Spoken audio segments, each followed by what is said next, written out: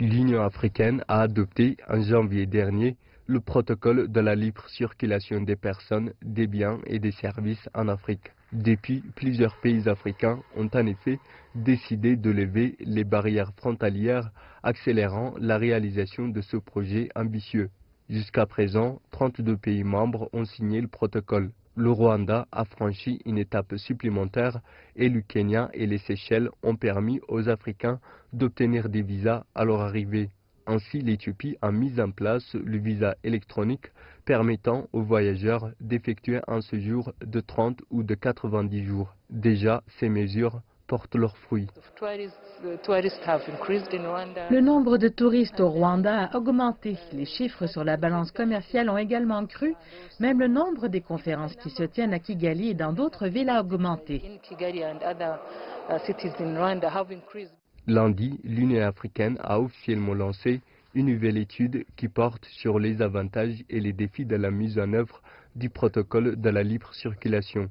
Les experts africains se sont entretenus sur le résultat de cette étude qui soutient que la libre circulation des personnes et des biens stimulerait le commerce interafricain. Les régions qui sont intégrées commercent davantage entre elles-mêmes que les régions qui ne le sont pas. Les statistiques pour l'Afrique sont de 18%, comparées à celles de l'Europe de l'Ouest qui sont à 62%, ou celles de l'Amérique du Nord qui sont à 52%, ou bien à celles de l'Asie de l'Est qui représentent 50%.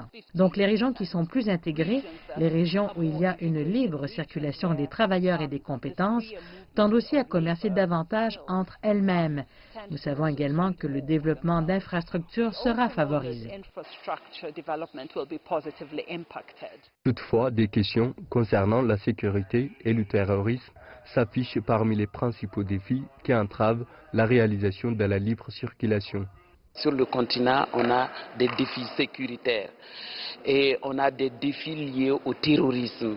Et sans solution à ces défis, ça sera difficile de pouvoir mettre en œuvre le protocole sur la libre circulation des personnes sur le continent africain.